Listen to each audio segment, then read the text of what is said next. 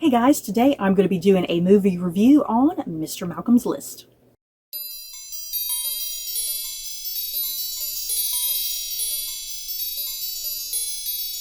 So before I head into my thoughts and feelings on Mr. Malcolm's List, a quick warning, I don't plan on having any spoilers in this particular video. That being said though, if you want to go into more details, feel free to comment down below with the things that you liked or didn't like about this movie. But yeah, this is a pretty... not an old, I was going to say this is a pretty old movie, but it's not that old. It was released back in 2022. But yeah, I just got around to watching it recently. I just felt in the mood to watch it, and I enjoyed it. I enjoyed it. I enjoyed it enough that I was like, you know what, I feel like talking about it because I really liked it. I genuinely really liked this movie. I don't know how others felt about it because I feel like this movie was kind of hit or miss with people depending on what you were looking for. But I genuinely liked this movie. But like I said, it came out originally back in 2022, pretty much 2 hours long, a little bit under. Yeah, based off of a book by Suzanne Allen, who is also the writer of this movie. And yeah, the movie is directed by Emma Hawley-Jones. And the official synopsis of this, I actually got this synopsis off of Wikipedia because IMDb had an atrocious synopsis. So I got this synopsis off of Wikipedia. Follows a young woman in Regency, England, who helps her friend get revenge on a suitor who rejected her for failing a requirement on his list of qualifications for a bride, and in the process finds herself falling in love. So why did I like this movie? You guys, for starters, it takes place in Regency, England. It definitely has a really nice like Bridgerton feel to it, a nice Jane Austen feel to it. So yeah, I definitely recommend this movie if you like all things Regency, if you like all things Jane Austen, if you like, I think especially Bridgerton, that's kind of just it. If you love all things Bridgerton, this is definitely going to be the movie for you. If you do not like Bridgerton, you're not going to like this movie. Let me kind of throw that out there. And I just really liked this movie because it's light, it's fluffy, it's entertaining, it is absolutely hilarious for starters. And at first I had my concerns about the costuming because, like I said, there's something about this movie that, yeah, if you love all things Bridgerton, you're definitely going to love this. So at first I had my concerns about the costuming because, yeah, even though I like the costuming on Bridgerton, the thing is, it is not historically accurate to the Regency era whatsoever. It's like they kind of get the silhouettes of the clothing, you know, they do kind of get that silhouette of the clothing, but they're definitely playing around with the colors and the fabrics and the accessories, and a lot of that is kind of historically accurate. It's like some of it's accurate, but a lot of it isn't. And so I was a little worried going into this movie that I was going to have a nitpick with the costuming, and I think for the most part, I definitely preferred the costuming on this far more than something like Bridgerton, because the clothing on this definitely felt a lot more natural. Yes, it's playing around a little bit with the coloring and the fabrics and whatnot, and kind of some of the styling, but for the most part it felt a little bit more natural to the Regency era, and I definitely like that. And even the music, because I was worried that there was going to be modern music in this movie as well, you know, because Bridgerton does that a lot with modern music, that they don't have like actual vocals playing, but there's like a piano or a violin or something playing, and you can recognize it as a modern day song, you know. And I was worried that this movie was going to do the exact same thing, and I don't think it ever did that. I never recognized anything. I really loved the music going on in this movie. It just felt like the time period almost. Like when I think about Regency England, the music, I think of this type of music, you know, this more classical traditional music. Oh, and the movie was filmed entirely in Ireland, yeah guys, for a period drama that's supposed to take place in Britain. You know, or England rather. Yeah, it sure did seem like they were filming in England, but no, they were filming in Ireland the whole time, which, you know what, I kind of like that. It kind of gave it this different look, because a lot of the places that they were filming at, I was like, oh, that's new, because when you watch a lot of these period dramas, you guys, especially anything that does take place during the Regency, a lot of these period dramas, they film in the exact same locations. So you could be watching this miniseries or this miniseries or this TV show or this movie, and you will recognize the same building in all of them. So I like that this show or this movie rather, was filmed in Ireland, because they were filming some different locations in different areas with different backdrops and yeah, different buildings, which was nice and refreshing. Now let's talk about the big thing with this movie, because it does take place during the Regency era, and it definitely falls in line with things like Bridgerton and definitely hugely Jane Austen, obviously. So the unfortunate thing with this movie is that it is very predictable.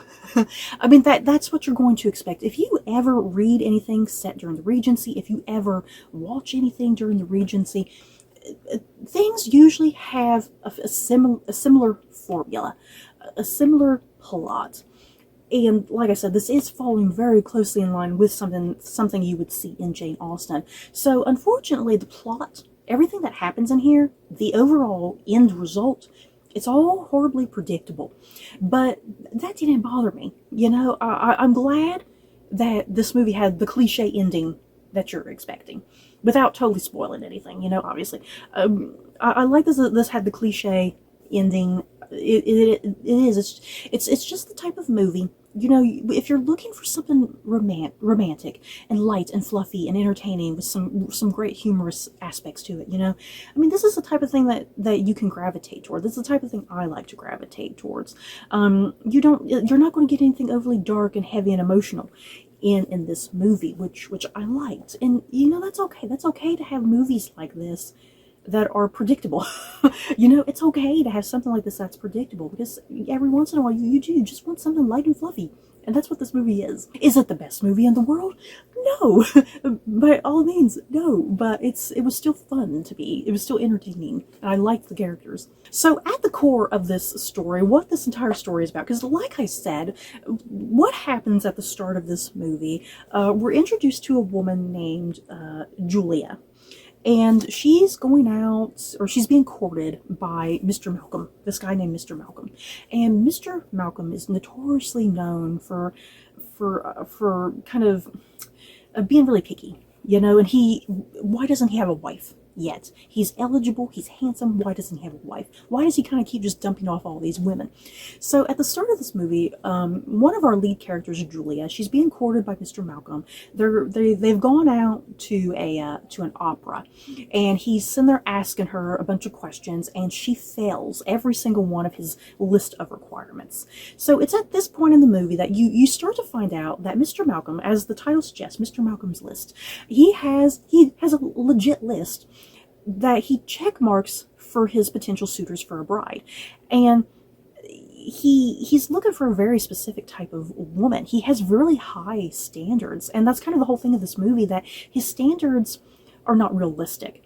So the big kind of thematic elements of this movie, which you see a lot of this stuff in Regency era dramas, you see this in Bridgerton, you see this in Jane Austen. Yeah, at the core of this movie, it's all about basically don't judge a book by its cover. You know, Mr. Malcolm is judging all of these women based off of this impossible list that he's come up with what he thinks a perfect woman is. And again, that's kind of part of the thematic elements and the messaging of this movie. You know, don't judge a book by its cover. Sometimes you're going to find love in unexpected places.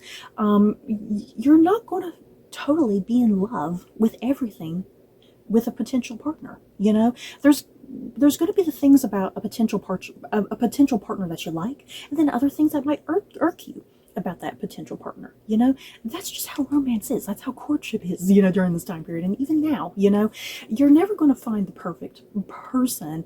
It's unrealistic to think you're going to find the perfect person.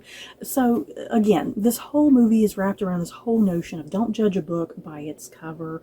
You're going to find love in unexpected, unlikely places, because it's only until you get to know somebody, you know. That's kind of Mr. Malcolm's lesson that he has to learn throughout this movie. He has to genuinely kind of open up to somebody, and he has to show himself, he has to show his vulnerabilities, and he has to let another person show their weaknesses and vulnerabilities, you know. That's how it works. He has to learn to open up and let others open up to him, and open up in natural ways, not open up in ways that are trying to tick off boxes on his list. And before I do get to the cast really quickly here, I do have to say, make sure you stay through all the credits. This is one of those rare movies that you do need to sit through the credits, because like I said, at the start of this movie, because Mr. Malcolm, he takes this woman, Julia, to the opera, and it gets around town through these like little flyers, these little caricature flyers. People have already learned about Julia being dumped by Mr. Malcolm, and they're all over these little flyers, like in like a cartoon format, you know, like a satire. And at the very end credits of this movie, those flyers come back, and it has like after the fact, like, this is what happened to this character, this is what happened to this character, these are what these characters are doing right now, you know. So the flyers kind of give you some additional like satisfying conclusions to some of the characters that the movie doesn't entirely get into. So I definitely recommend sticking through the credits, because they're pretty hilarious, because I had to pause so I could read the flyers because they have like wording on them. Okay, so getting into the cast really quickly, just some of the highlights. We have Sape Darisu, who plays Mr. Malcolm. Sape Darisu, I really love him in this role. He's just such a terrific actor. He definitely has a charm and a charisma. And the thing is, you know, Mr. Malcolm is pretty despicable.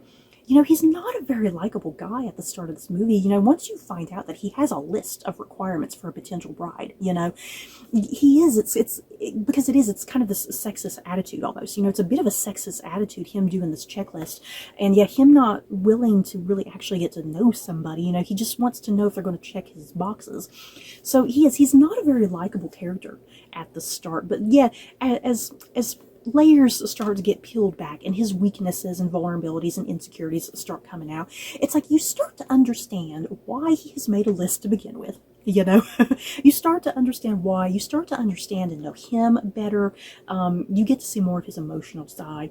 So yes, Sape Darisu was absolutely wonderful in the role of Mr. Malcolm, because you are, like I said, you're not going to like him at all, but I guarantee you by the end you will. And then we have Frida Pinto, who plays Selena Dalton. I adore Frida Pinto. You guys, I was so ecstatic to see her cast in a role like this. I've loved her since Slumdog Millionaire, you guys. Yes, Selena is basically our main female lead. Yeah, kind of going to this other character really quickly, so I can kind of wrap Selena's character in there. Like I already mentioned at the start, when I was kind of giving you the basic plot synopsis, the character of Julia Thistlethwaite, she's played by Zoe Ashton. Julia, like I said, she goes to the opera with Mr. Malcolm, and she's spurned by him, and then all those flyers come out that are making fun of her being dumped by Mr. Malcolm, you know, that she's just another woman on his list of exes, you know. Yet Julia, she is humiliated. You know, she is humiliated. She's bitter. She's been spurned. She hates that Mr. Malcolm has done this to her, has made her a laughing stock, you know, because especially here during Regency England, you know, reputation is everything, you know, and especially for a wealthy young woman like Julia, reputation is everything. And she feels like her chances for her next potential suitor have been ruined. She's been this laughing stock within their group, you know. So Julia wants to get back at Mr. Malcolm, and she comes up with a devious plan, you guys. So like I said, that's when we get Frida Pinto's character, Selena, she comes into the equation. Julia wants to use her friend Selena to try and get back at Mr. Malcolm. She wants them to come up with their own list for who they think a potential future husband should be. And Julia wants Selena and Mr. Malcolm to court. And then at the right prime opportunity, she wants Selena to pull out her own list of requirements and be like, guess what, Mr. Malcolm, you don't make my list. And then, yes, spurn him and make him face that same humiliation that Julia felt, you know. So I liked kind of the whole premise of this movie, that it's all brought about because Julia feels absolutely humiliated by what Mr. Malcolm did. But yet, Selena, her friend Selena, you know, she feels like this is a little cruel and mean. Obviously, she doesn't think this is right, and Selena does play into it. You know, she does kind of go into it, but she finds herself little by little starting to care and fall in love with Mr. Malcolm. You know, she's starting to see all these other uncovered layers to him that he's never really revealed to anybody else, because she's being her natural self. You know, she's being her authentic, natural self, whereas Julia wasn't. You know, when we see Julia with Mr. Malcolm in that first opening scene at the opera, Julia's not being her natural, authentic self. She's being fake and phony. And when he asks her about some political thing, she acts like she knows what he's talking about, and she doesn't know what he's talking about. And she tries to fake her way through it. She tries to be fake and phony. He sees right through that. So yeah, as Mr. Malcolm and Selena are having their courtship, yeah, once again, Selena is being her natural, authentic self. Mr. Malcolm can see that. you know, and he appreciates that because he's sick and tired of people only looking at him because he has wealth. You know, they're only looking at him because he has a nice house, he has all this money. He's fake. He's sick of that fake and phoniness. And so here's Selena, who's this breath of fresh air. And yeah, as the plot is continuing, you know, Selena still has to kind of play into this act of trying to fool Mr. Malcolm. And she does have to lie about a few things. Like there's this one hilarious part, because on Mr. Malcolm's list, he wants someone who's really accomplished who can play music. So there's this one part, and Selena's like, I don't know how to play music. I cannot play the piano. So they have to fake a sequence where it looks like she's playing the piano. And Mr. Malcolm is like, oh wow, she can play the piano. I love her, you know, check on my list. And so there are a few instances where she has to fake her way through it. And the whole way she doesn't like it. You know, she doesn't like doing it because she actually genuinely does like Mr. Malcolm, and she sees that he does like her as well. You know, so she doesn't like playing into this, but she does, you know. And then our next character here, we have Oliver Jackson Cohen, who plays Lord Cassidy. Lord Cassidy is the cousin to Julia Thistlethwaite. Lord Cassidy, his character, I freaking loved him, you guys, because he's a friend to Mr. Malcolm. Like I said, he's cousin to Julia. And when Selena first arrives to meet with Julia and the whole plot and scheme is getting developed, yeah, Cassidy is used as kind of this means to kind of up Selena, you know, get her to look good, make sure she can dance, make sure she can converse, give her the heads up of what exactly is on the list, what she needs to look out for whenever Mr. Malcolm's kind of giving those little subtle clues, what he's looking for, you know, what Selena needs to do and say. So I liked how Cassidy played into the movie and his role and function, because he's really reluctant as well, because once again, Mr. Malcolm is his friend. He doesn't want to hurt his friend, obviously, you know, but he's a bit of a weak man. Let's put it that way. Cassidy is a bit of a weak man. His cousin Julia just quickly just rides on top of him, and it's like, you're going to do this because I have been burned and scorned, and you're my cousin, and you're going to stand up for me, and we're going to fight back against Mr. Malcolm, you know.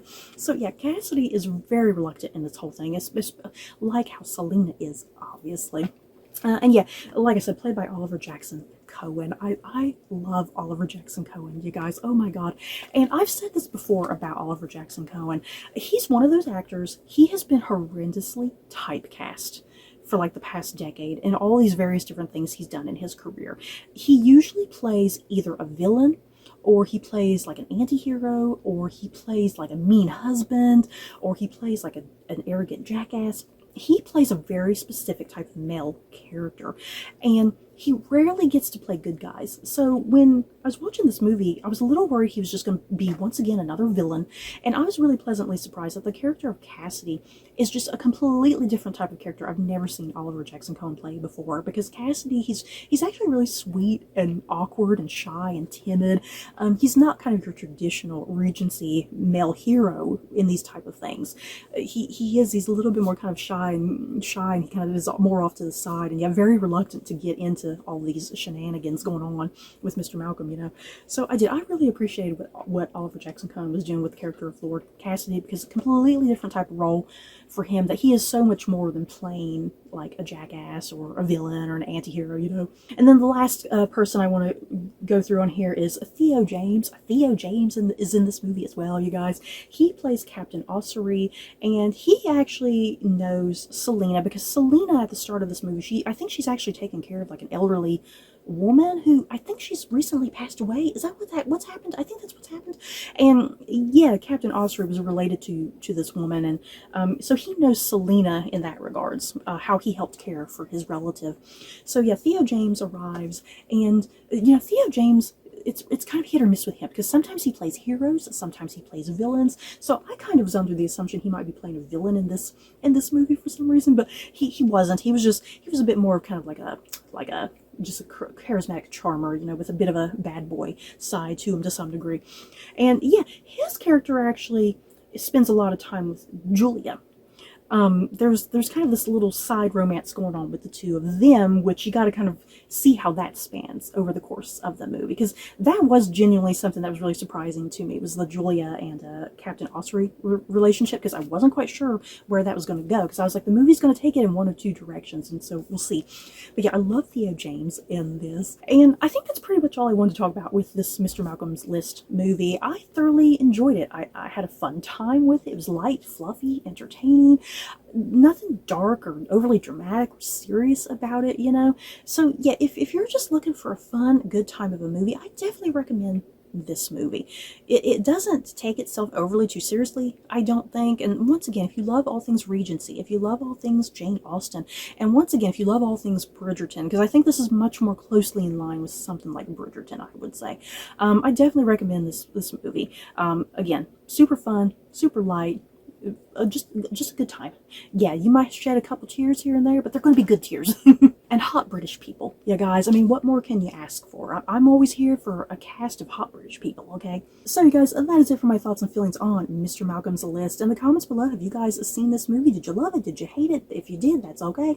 That's it for this video. Don't forget to like, comment, and subscribe. And if you like this video, you may like these other videos. Bye, guys.